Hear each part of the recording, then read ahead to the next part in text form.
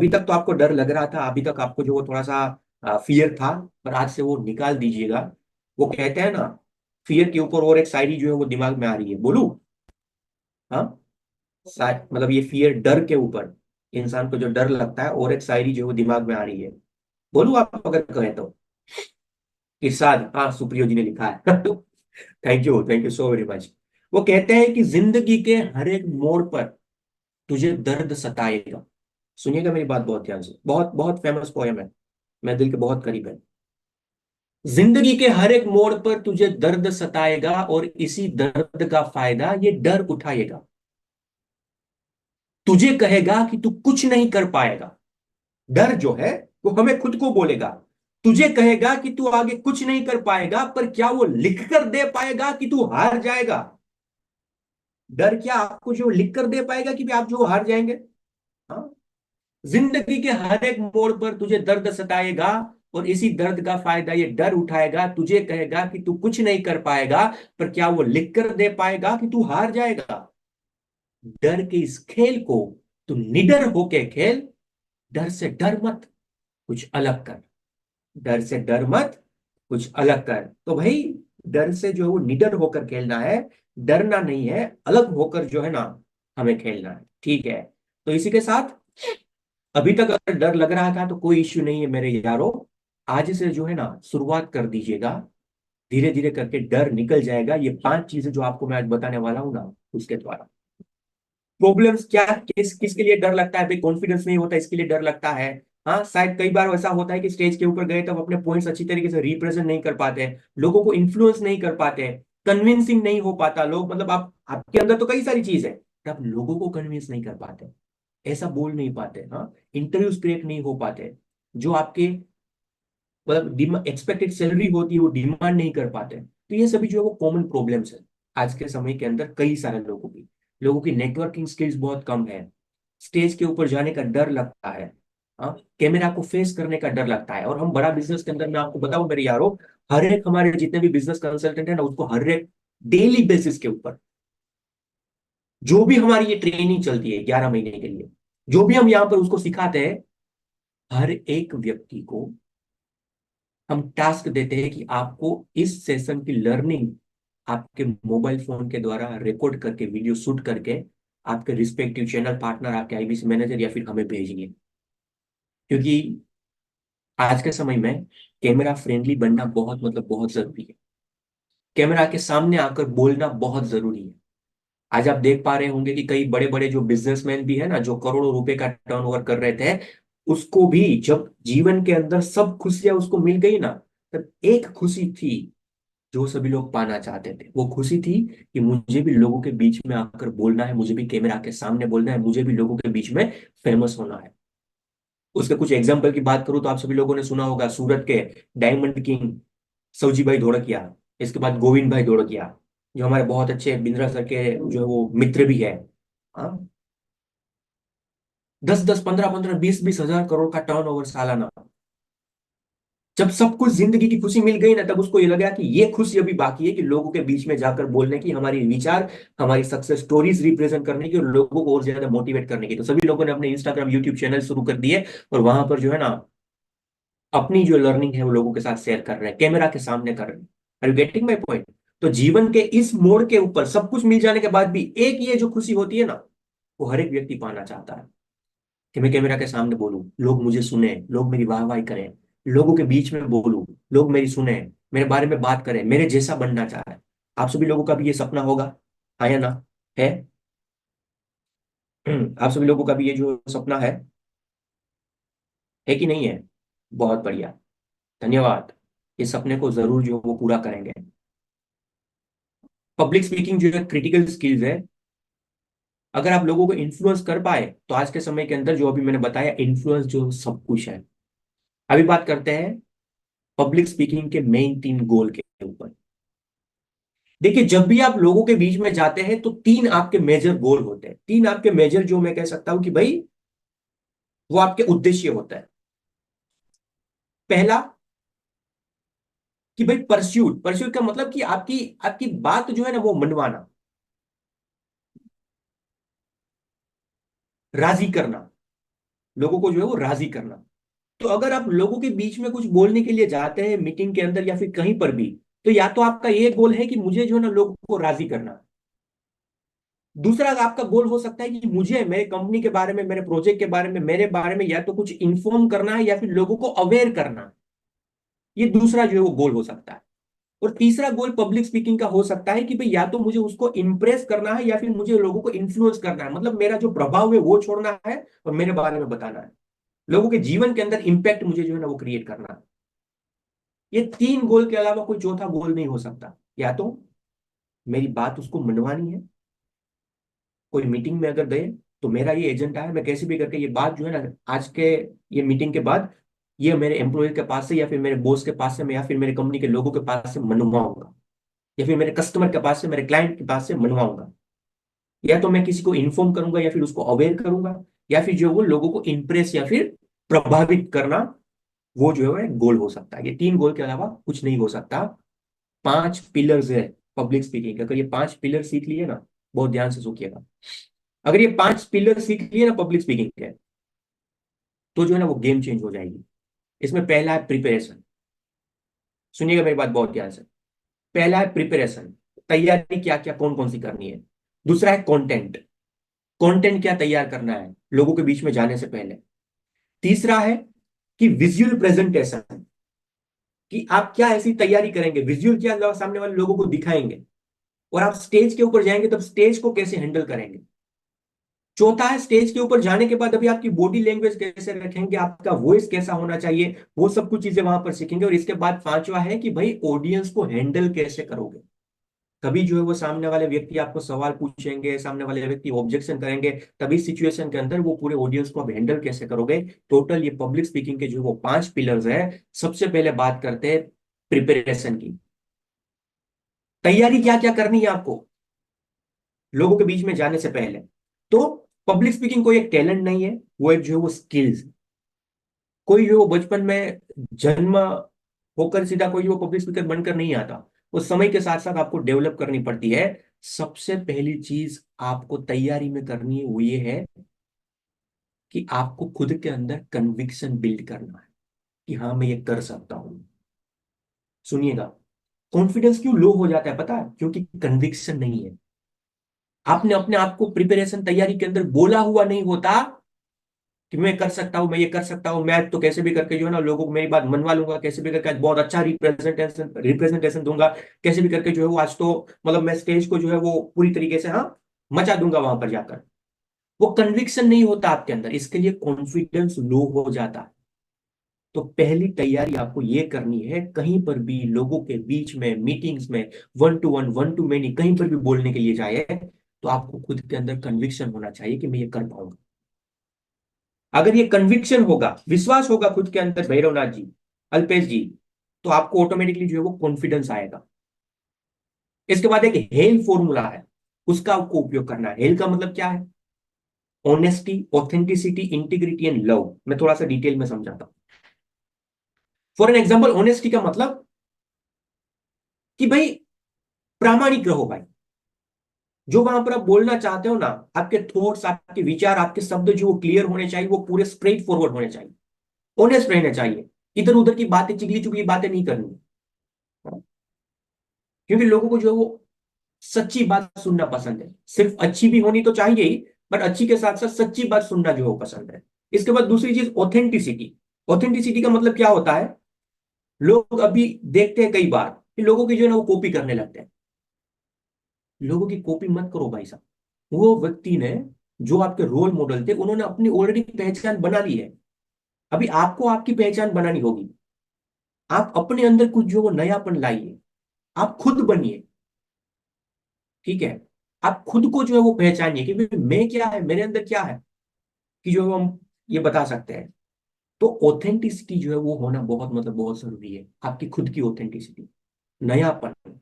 इसके तीस के बाद तीसरा है इंटीग्रिटी। इंटीग्रिटी का मतलब आप जो बोल रहे हैं ना, जैसे आपके वाणी और विचार है ना, वैसे ही आपका वर्तन भी होना चाहिए।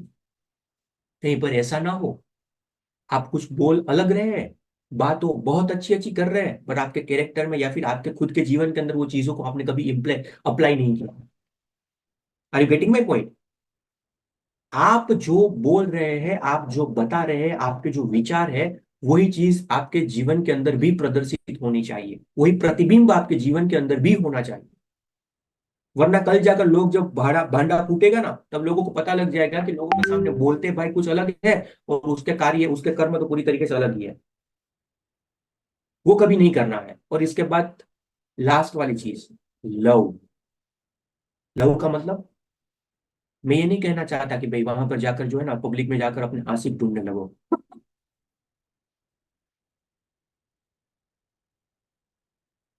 पब्लिक में जाकर जो है वो अपने आशिक नहीं ढूंढने लगना लव का मतलब। लव का मतलब है कि जब आप बोले ना, तो लोग आपकी बातों को, आपके विचारों को प्यार करें, उसको उसको दिल तक जाएगा। दिल तक बोलेंगे ना तो दिल तक पहुंचेगी, दिमाग से बोलेंगे बात तो दिमाग तक पहुंचेगी, जबान से बोलेंगे तो सिर्फ जबान तक ही पहुंचेगी। प्यार करें लोग आपको, ऑटोमेटिकली सम्मान बढ़े आपका, वैसा शब्द, वैसी चीज बोलनी है। मैं अगर एक एग्जाम्पल के तौर के ऊपर यहां पर बताऊं, अगर महेंद्र सिंह धोनी को इंटरव्यू दे रहा है, वो कुछ बोल रहा है, महेंद्र सिंह धोनी इंटरव्यू दे रहा है, वो कुछ बोल रहा है, और दूसरी तरफ जो है वो गौतम गंभीर इंटरव्यू दे रहा है, वो कुछ बोल रहा है। आपको क्या लगता है दोनों व्यक्तियों में से, तो एक तरफ है, हमारे महान प्लेयर है ये दोनों के दोनों, मैं किसी को ये फेवरेट या फिर ऐसा नहीं कहना चाहता, बट मैं आपके पास से जानना चाहता हूँ, एक तरफ जो है महेंद्र सिंह धोनी कुछ इंटरव्यू दे रहे हैं, वो कुछ बोल रहे हैं, एक तरफ जो है वो गौतम गंभीर है। आपको किसकी बात सुनना अच्छा लगेगा, धोनी या फिर गंभीर? हम्म? धोनी या फिर गंभीर? एमएसडी। क्यों? क्योंकि एमएसडी के कितने भी अपने इंटरव्यू देखे होंगे, उसमें कोई कभी कंट्रोवर्सीज नहीं आएगी, कंट्रोवर्सीज नहीं आएगी। हर बार जो बात बोलेगा वो दिल से बोलेगा, आप उसके शब्दों को, आपके उसके हर एक चीज को जो है वो प्यार करने लगोगे। बट गौतम गंभीर तो हर बार जो है वो विराट कोहली की जो है वो चुगली करता रहता है। अगर विराट कोहली ने 10-15 गेंद ज्यादा खेल दी, तो वहां पर जो वो बोलने लगता है कि अपने खुद के लिए खेल रहा है, ये कर रहा है, वो कर रहा है। Are you getting my point?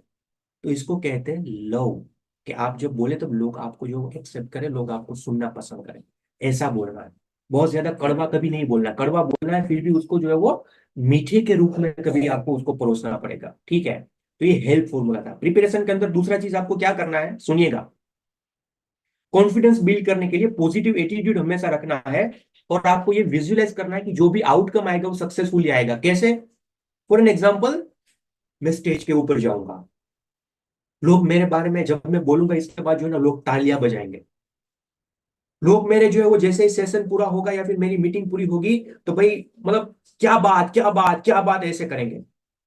अगर बहुत बड़े स्टेज के ऊपर कभी आप जा रहे हैं बोलने के लिए, तो भाई लोग आपके ऑटोग्राफ या फिर आपकी सेल्फी लेने के लिए आएंगे। अगर कोई क्लाइंट को मनवाने के लिए जा रहे हैं, तो क्लाइंट भी बोलेगा कि भाई साहब क्या आपने मेरे साथ बात करी, क्या आपने मेरे को सोल्यूशन दिया, मजा ही आ गया। ये आउटकम जो है सक्सेसफुल, वो विजुअलाइज करिए, ये होगा, ये होगा। आउटकम विजुअलाइज करेंगे ना प्रिपरेशन में, स्टेज पर जाने से पहले, तो होगा क्या पता है? आपका कॉन्फिडेंस बूस्ट होगा। और ये चीज वाकई में जो है वो पावर ऑफ विजुअलाइजेशन से या फिर पावर ऑफ सबकॉन्शियस माइंड की ताकत से आप वाकई में वो पल को हकीकत में भी जी पाओगे, जब आपका सेशन पूरा होगा, जब आपकी मीटिंग्स पूरी होगी, जब आपकी डील पूरी होगी। ठीक है? तो इसके लिए ये एटीट्यूड पॉजिटिव रखना है, इसके साथ साथ ये विजुअलाइजेशन भी करना है। इसके अलावा आपके ऑडियंस को जानिए।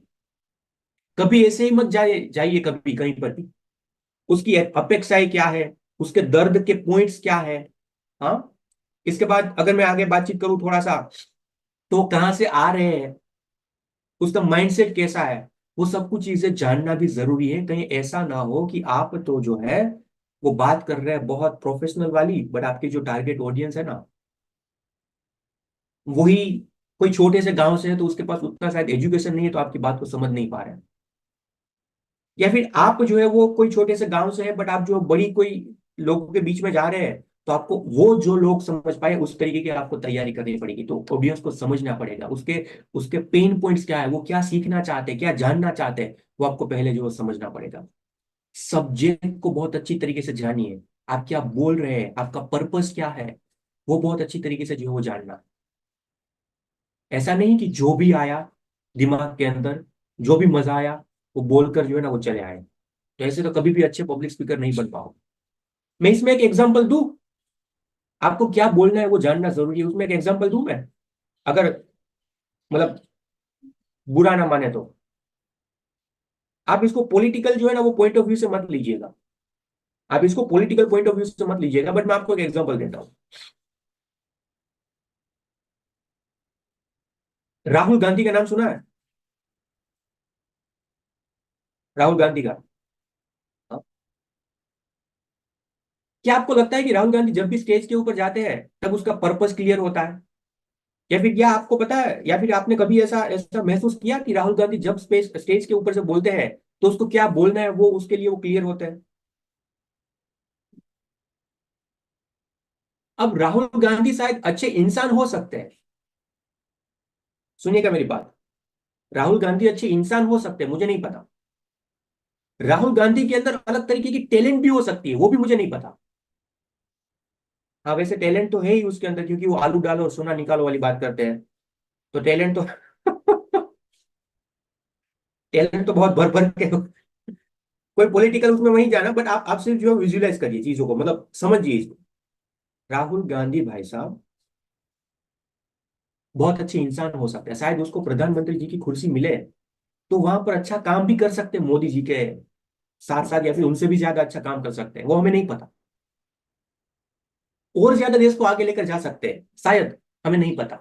बट आप मेरे को एक बात बताइए, आज राहुल गांधी जी पब्लिक स्पीकिंग में जाकर, लोगों के बीच में जाकर जो भी बोल रहे हैं, जो पर्पस के साथ बोल रहे हैं, उसके द्वारा आपको लगता है कि शायद वो कभी भी प्रधानमंत्री जी की कुर्सी के ऊपर बैठ पाएंगे?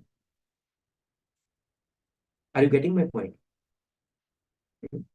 मैं ये बीजेपी कांग्रेस की बात प्लीज मत कर रहा, मैं तो लर्निंग की बात कर रहा हूँ। कृपया करके जो है ना इसको कोई भी ऑफेंडेड मत लीजिएगा, मेरा किसी से कोई मतलब नहीं है, मैं तो आपको जो सिखाने के लिए आया हूँ। आप मेरे को एक बात बताए, आपको लगता है कि भाई जो बोल रहे हैं गांधी भाई साहब, उसके द्वारा उसको कभी भी वो कुर्सी मिलेगी? मोदी से अच्छा इंसान हो सकते हैं, उनसे अच्छा काम कर सकते हैं अगर वो मौका मिले तो, मना नहीं है, बट वहां तक तो पहुंच जाने चाहिए ना। और मोदी भाई साहब क्या है, बोल चालने की कला, ये एक ऐसी कला जिसने उसको जो है वो उसका विजन हो सकता है, वो बाकी के काम भी कर रहे होंगे, सब कुछ चीजें हैं, बट उसको उस कुर्सी के ऊपर बिठाया किसने? बोल चालने की एक कला ने। Are you getting my point? Public speaking में। सो कहने का मतलब इतना ही है मेरे यारों, कि प्रिपरेशन जब आप करो तो ऐसी करिए कि आप क्या बोलना चाहते हैं, वो कहना क्या चाहते हैं, आपका पर्पस क्या है वो आप क्लियर होने चाहिए, सब्जेक्ट के बारे में क्लियर होने चाहिए, लास्ट में कॉल टू एक्शन क्या देना चाहते हैं उसमें क्लियर होने चाहिए, आपका मैसेज क्या है पूरा उसमें आप जो क्लियर होने चाहिए। ठीक है? इसके बाद रिहर्सल्स करना है, सीधा वैसे जाकर हाँ आग लगा देंगे, ऐसा नहीं करना, थोड़ा सा प्रैक्टिस करना पड़ेगा, थोड़ा सा रिहर्सल करना पड़ेगा। रिहर्सल की क्या रूल्स है? मान लीजिए 1:3 यूज का रूल है। कैसे इसको?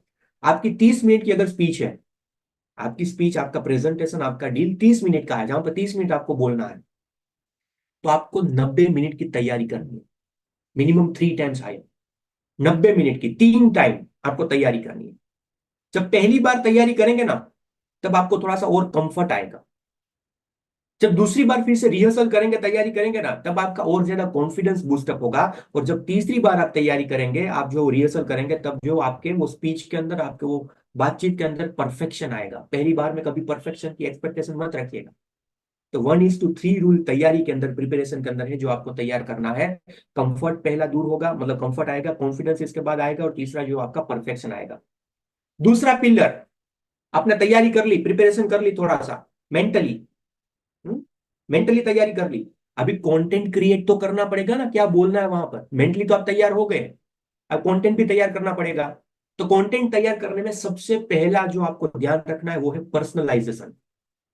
पर्सनलाइजेशन मतलब कि जिस हिसाब से, जिस एरिया के, जो व्यक्तियों को जो पसंद है उसके बारे में या फिर उसके आसपास कुछ बोले। कोई व्यक्ति को जेनरिक प्रेजेंटेशन पसंद नहीं होता, कि हर जगह पर वही वो चीज जो है ना आकर बता रहे हैं, जेनरिक चीज पसंद नहीं आती।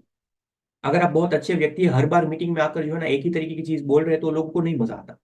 जेनरिक नहीं होना चाहिए, पर्सनलाइजेशन होना चाहिए। फॉर एन एग्जाम्पल, कई बार आपने सुना है, मैं अभी अभी पीछे ये मोदी जी का एग्जाम्पल दिया तो उसमें ही जो है वो लेते हैं। मोदी जी अगर गुजरात आते हैं तो क्या बोलते हैं? केम छो मेरे भाइयों बहनों, गुजराती है। अगर बंगाल जाते हैं तो क्या बोलता है? केमो नाचो। हाँ। अगर जो है वो महाराष्ट्र जाते हैं तो वहां की बोली के साथ शुरुआत करते हैं। अगर उड़िया उड़ीसा जाते हैं तो उड़िया की कोई बोली के साथ शुरुआत करते हैं। तो क्या है, ये पर्सनलाइजेशन है। इसके द्वारा जो लोग आपके साथ कनेक्ट बना पाते हैं, लोग आपके सीधा आते ही शुरुआत में ही दीवाने बनना शुरू हो जाते हैं। तो जहां कहीं पर भी जो कोई भी मीटिंग के अंदर जाए, अगर आप एक बिजनेसमैन है, बिजनेस डील के लिए बैठे हुए हैं, अगर आप महाराष्ट्र से गुजरात के कोई व्यापारी के साथ बात करनी है आपको, तो फोन के ऊपर बात की शुरुआत या फिर डील के ऊपर बात की शुरुआत करिए, जय श्री कृष्ण सर सुरेश भाई। सुरेश भाई को लगेगा अरे भाई साहब, आप है वैसे महाराष्ट्र से, आप डायमंड के व्यापारी है फॉर एन एग्जाम्पल, महाराष्ट्र से, और जो है वो आपने गुजरात के कोई व्यापारी के साथ बात करी, कहां से शुरुआत करेगा? जय श्री कृष्ण सूरज भाई। तो सूरज भाई को भी मजा आएगा, अरे भाई क्या बात है, ये मिथिलेश जी तो जो है वो जय श्री कृष्ण के साथ बुला रहे हैं। अगर आप गुजराती है, महाराष्ट्र या फिर मध्य प्रदेश के कोई व्यक्तियों के साथ बात करनी है, क्या बोले? हम जय महाकाल प्रभु जी, जय महाकाल। तो वहां से जो है वो उसको उसको एक कनेक्ट बनेगा। हम्म। राजस्थान के कोई व्यक्तियों के साथ आपको डील में बात करनी है, बिजनेसमैन को या फिर किसी और व्यक्ति को, क्या कहां से शुरुआत करें? खम्मा घड़ी, कैसे हो? तो उसको भी ऐसा लगेगा, क्या बात है भाई, मैं personalize. Are you getting my point? समझ पा रहे हैं चीजों को? हाँ, राम राम सा। हाँ दिव्य जी, बिल्कुल सही। राम राम सा भाई, खम्मा घड़ी। तो क्या होगा, ये पर्सनलाइज चीज है। तो किसी को भी जब भी आप बोले, आप इसको ऐसे सिर्फ मत लीजिए कि स्टेज के ऊपर जाना है तभी बोलना है। मैं तो क्लाइंट के साथ बात करनी है, बॉस के साथ बात करनी है, किसी भी व्यक्ति के साथ, ऐसे ऐसे चीजों का आपको उपयोग करना है। जेनरिक बातें सिर्फ नहीं करनी। इसके साथ साथ स्टोरी टेलिंग का अप्रोच यूज करिए। आज लोगों को कहानियां बहुत ज्यादा पसंद है। जब आपकी बात आप भी रिप्रेजेंट करें ना, क्लाइंट के सामने, लोगों के बीच में, प्रोफेसर के सामने, बॉस के सामने, स्टोरी करिए कभी उसके सामने, कहानी बताइए उसको। लोगों को कहानी के द्वारा बात जो समझ में आती है, आपका जो बात मनवाना चाहते हैं उसके इर्द गिर्द कहानी होनी चाहिए। आपका टॉपिक कुछ अलग है और इसके बाद आप जो है वो कहानी कुछ आलू डालो सोना निकालो वाली कर रहे हैं, तो बात नहीं बनेगी। समझ में आ रही है मेरी बात? मैंने यहाँ पर आते ही आपको पता है स्टोरी के साथ एक शुरुआत करी थी। कितने लोगों को पता है अभी? कौन सी स्टोरी थी? हाँ, कौन सी स्टोरी थी? वो स्टोरी में दो लोगों का नाम क्या था? बताएंगे थोड़ा सा? हाँ, क्या नाम था? कम ऑन, फटाफट चेस चैट बॉक्स के अंदर लिखिए लिखिए लिखिए लिखिए लिखिए लिखिए लिखिए। हम्म।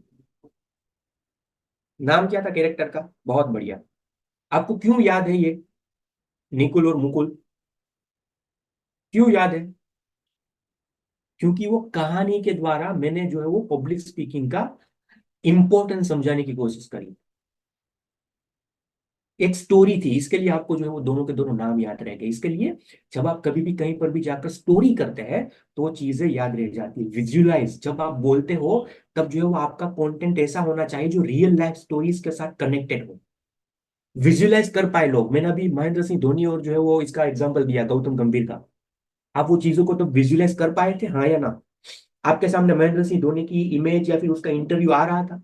आपके सामने गौतम गंभीर का जो वो चेहरा या फिर उसका इंटरव्यू जब वो बोलता है वो आ रहा था, हाँ या ना? हाँ, आ रहा था तब। यस। मैंने भी जो है वो आलू डालो सोना निकालो गांधी साहब की और मोदी साहब की बात करी, तो आपके सामने उन दोनों के चेहरे और उन दोनों की स्पीच या फिर जब भी आपने ये मीम सुना हुआ था तो वो सामने आ रहा था, आ रहा था ना? वो क्या था? मैंने जो है वो ऐसे रियल लाइफ एग्जांपल के द्वारा, रियल लाइफ स्टोरीज के द्वारा आपको जो है मैं बात बताना चाहता हूँ वो विजुअलाइज करवाने की कोशिश करी। वो सीक्रेट्स भी साथ साथ बता रहा हूँ आपको, आपके साथ कोई जो है वो मतलब छुपा नहीं रहा, बता रहा हूँ आपको। इसके साथ साथ आपके कंटेंट को स्ट्रक्चर कैसे करें पॉइंटर्स के अंदर। आप ये जो भी प्रेजेंटेशन देख रहे हैं, क्या एक स्लाइड के अंदर मैंने पूरा पैराग्राफ लिख लिया पब्लिक स्पीकिंग का? इसी इसी पूरे सेशन में से आप जो है ना निचोड़ ले सकते हैं। अब यहाँ पर देख पा रहे हैं कि मैंने पॉइंटर्स में सब कुछ लिखा हुआ है। मैंने वो एक पूरा पैराग्राफ के अंदर पूरा मतलब स्लाइड के अंदर पूरा पैराग्राफ नहीं लिखा। तो पॉइंटर्स के अंदर जो वो चीजें होनी चाहिए, इसके साथ साथ भाई जो पावरफुल ओपनिंग और पावरफुल क्लोजिंग होना चाहिए। मैंने पावरफुल ओपनिंग किससे किया हुआ था, कोई कोई बता सकता है? हुक्स होना चाहिए कि लोग आपके साथ कनेक्ट बना पाए सीधा। कैसे मैंने पावरफुल ओपनिंग किया था? आपके सामने ये लाइव जो है वो डेमो कर रहे हैं, सभी के सभी राज जो है ना पब्लिक स्पीकिंग का लाइव ही खोल रहे हैं। कैसे होना चाहिए पावरफुल ओपनिंग? कोई बता पाएंगे कैसे किया था? किसी को याद है? हाँ, लिखिएगा थोड़ा सा। एग्जैक्टली सचिन जी। नहीं उज्जवल साहब, मैंने कैसे किया था शुरुआत? पोएम के साथ, वो शायरी के साथ जो शुरुआत करी हुई थी। जो लोग जल्दी आ गए थे उसको पता होगा, कई सारे लोगों ने लिखा है। बोला था ना मैंने कि भाई क्यों दूसरों के मतलब हवाओं के भरोसे मत उड़ाकर, वो शायरी के साथ शुरुआत करी हुई थी। क्या था वो? कि भाई आपके आपके अटेंशन को ग्रैब करने के लिए ओपनिंग पावरफुल हुक स्टेटमेंट के साथ, इसके साथ साथ कंटेंट क्रिएशन के अंदर ह्यूमर जो है वो ऐड करते रहिए। बीच बीच में हंसते रहिए, लोगों को हंसाते रहिए। वो खड़ूस वाले चेहरे किसी को पसंद नहीं है आजकल, आप कितना भी अच्छा कंटेंट दे दे आप कितना भी अच्छा पब्लिक स्पीकर बना दे, किसी को खड़ूस वाले चेहरे पसंद नहीं है। मैंने भी एक बार ह्यूमर ऐड करने की कोशिश करी, वो टॉपिक के ऊपर है। ह्यूमर क्या मैंने ऐड करने की कोशिश करी, जब लव वाली बात आई तब मैंने क्या बोला, भाई वहां पब्लिक में जाकर जो है ना अपने आशिक मत ढूंढने लगना। लव का मतलब होता है कि लोग आपको प्यार करे वैसा बोलना है, आशिक नहीं ढूंढना है। तो क्या हुआ, आपके चेहरों के ऊपर थोड़ी सी स्माइल आई। Are you getting my point? तो that's called the humour add करिए। इसके बाद अप्रोच, कंटेंट क्रिएशन क्रिएट जब आप करते हैं कोई भी आपका कंटेंट, आपकी तैयारी, तब एबीसीडी अप्रोच होना चाहिए। क्या एबीसीडी का मतलब? ए का मतलब एनालाइज, पहले सोचिए, पहले पूरा पिक्चर एनालाइज करिए थोड़ा सा। इसके बाद ब्रेनस्टॉर्म करिए, क्या चलेगा क्या नहीं चलेगा, क्या मैं जो ये करूंगा तो अच्छा रहेगा, क्या ये नहीं बोलूंगा तो अच्छा नहीं रहेगा। पूरा ब्रेनस्टॉर्म करिए अपने दिमाग के अंदर। ब्रेनस्टॉर्म करने के बाद जो अच्छे अच्छे पॉइंटर्स निकल कर आते हैं ये सब कुछ चीजों में से, इसके बाद कंटेंट को क्रिएट करिए, पीपीटी में या फिर कोई और चीजों में। उसको क्रिएट करिए। क्रिएट कर दिया, बना दिया कंटेंट, जो आपको बोलना है वो कंटेंट का मतलब। इसके बाद उसको डिलीवर करिए। जिस दिन आपको मीटिंग लेनी है या फिर किसी के साथ जाना है तब डिलीवर करिए। और इसके बाद डिलीवर करने के बाद इवेल्युएट करिए कि इसमें क्या भी गलती रह गई, कहाँ पर और मुझे मेहनत करने की जरूरत है, क्या और ज्यादा मुझे जो है वो चीजों को मैं कह सकता हूँ कि भाई हाँ सुधारने की जरूरत है। तो इसके बाद इवेल्युएट करिए। ये 5 एबीसीडी अप्रोच आपको यूज करना है। पहला एनालाइज करना है, देखना है क्या क्या हो सकता है। इसके बाद ब्रेन स्टॉर्म ऑन करना है और ज्यादा, इसको क्या पसंद आएगा, इसमें से क्या लूं, क्या बोलूं, इस टाइम के ऊपर क्या बोलूं।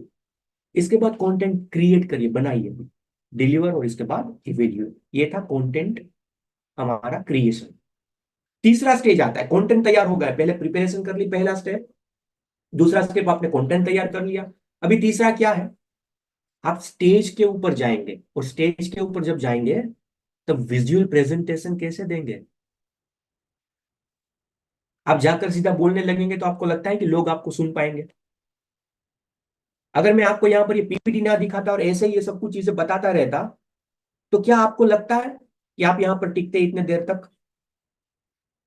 हाँ, अगर मैं पीपीटी आपको ना दिखाता, मतलब अफजल जी।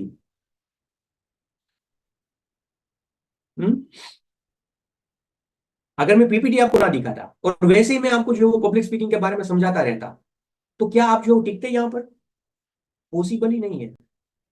तो क्या हुआ कि जब आप लोगों के बीच में अभी जाते हैं तब आपको जो है वो प्रेजेंटेशन के फॉर्म के अंदर चीजों को रिप्रेजेंट करना होता है। सिर्फ प्रेजेंटेशन नहीं, अलग अलग चीजें हैं। स्टेज को हैंडल कैसे करें, तो सबसे पहले जस्ट अ सेकंड ना, विजुअल एड्स। विजुअल एड्स के अंदर कि आप बोल रहे हैं बट इसके साथ साथ क्या आप लोगों को दिखाएंगे। विजुअल एड्स के अंदर जो वो इंटरेक्टिव स्क्रीन हो सकती है, जो स्क्रीन होती है ना वहां पर, वो हो सकती है। व्हाइट बोर्ड हो सकता है जहां पर आप लिखकर बताएंगे। जो अभी मैं पीपीटी शेयर कर रहा हूँ वो पीपीटीज हो सकती है। अगर बहुत अच्छी जगह पर जा रहे हैं तो कई बार वो प्रोप्स होते हैं। प्रोप्स का मतलब अलग अलग वो